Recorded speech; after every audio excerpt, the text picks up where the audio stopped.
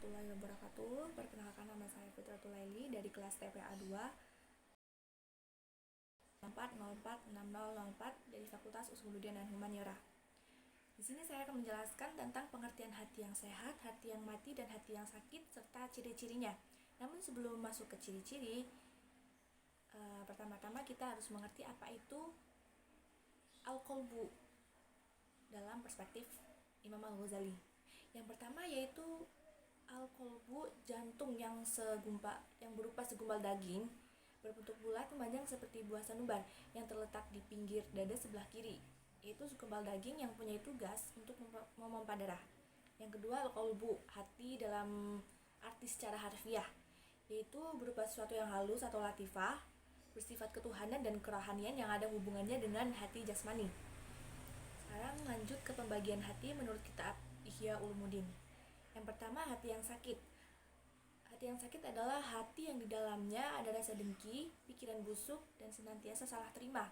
Menurut Imam Al-Ghazali, hati yang sakit adalah hati yang tidak lagi mampu menjalankan fungsi hati sesuai dengan fitrah penciptaannya. Hati yang sakit berarti sudah tidak dapat memahami ilmu dengan sempurna, menangkap hikmah, dan mencapai makrifah. Tidak mencintai Allah sepenuhnya, tidak menyembah sepenuhnya, dan tidak menjadikan Allah sebagai tumpuan hasrat kehidupannya. Perumpamaan hati yang sakit yaitu seperti cermin yang tidak terawat sehingga penuh dengan titik-titik hitam. Mulanya mungkin hanya satu, namun dari hari ke hari titik tersebut akan bertambah, sehingga setiap benda sebagus apapun yang ada di depannya akan tampak lain pada pantulan bayangannya. Orang yang menderita hati yang sakit akan sulit menilai secara jujur apapun yang tampak di depannya. Melihat orang sukses timbul iri dengki, melihat kawan memperoleh karunia rezeki timbul resah, gelisah, dan ujung-ujungnya akan benci. Berdasarkan penjelasan tadi dapat disimpulkan bahwa hati yang sakit adalah hati yang masih hidup, masih ada iman, dan bisa mengerti kebenaran. Hanya saja di dalam hatinya ada penyakit. Hati yang sakit akan berubah menjadi yang sehat apabila dorongan yang mengarahkan kepada kebaikan lebih kuat. Hati ini bisa menjadi hati yang keras jika dorongan kejahatan lebih kuat dan dominan. Allah menyebutkan hati yang sakit. Al-Quran menyebutkan hati yang sakit dengan beberapa istilah, diantaranya ghaliza atau tidak peka, yang kedua sempit hati, yang ketiga hati yang lalai, yang keempat condong pada keburukan, yang kelima hati yang ragu, dan yang keenam hati yang tidak peka. Selanjutnya qalbun mayyitun atau hati yang mati.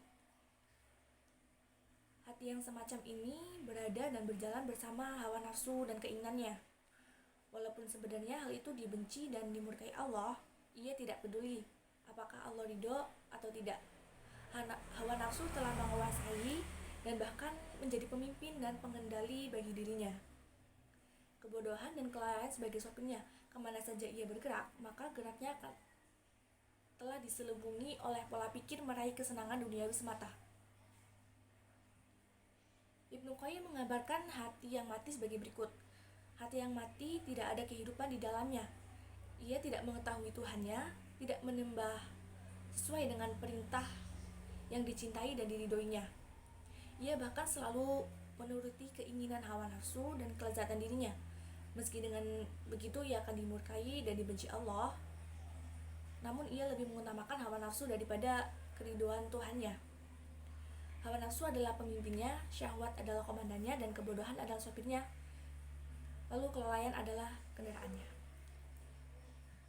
Yang terakhir yaitu qalbun salim atau hati yang selamat. Hati yang salim adalah hati yang terpelihara kesucian fitrahnya, yakni masih mempertahankan akidah tauhidnya, serta senantiasa memiliki kecenderungan kepada mempertahankan dan melakukan kebenaran dan kebajikan. Hati yang terbebas dari jeratan untuk memperturutkan hawa nafsu yang cenderung menyalahi perintah Allah. Pemiliknya akan terselamatkan dari segala bentuk keraguan-raguan yang dapat menggelincirkannya dari kebenaran.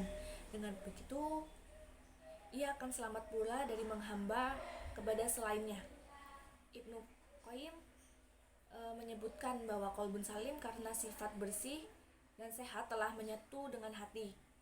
Hati yang bersih adalah bersih dari syubhat, bersih dalam ketakutan, pengharapan, dan bertawakal kepada Allah. Dimaksud salim adalah selamat dalam penghambaan kepada Tuhan, selamat dari penggunaan keputusan hukum dan selain hukum Rasulnya. Jadi qalbun salim adalah hati yang tunduk beribadah pada Allah saja dan ikhlas dalam beribadah, kehendak, cinta, amal, dan pengharapan hanya kepada Allah. Barang siapa memiliki hati yang sehat, pada dasarnya ia memiliki hati yang selamat. Barang siapa yang memiliki hati yang selamat, maka ia akan diselamatkan oleh Allah baik di dunia maupun di akhirat. Sekian pemaparan materi dari saya. Terima kasih. Wassalamualaikum warahmatullahi wabarakatuh.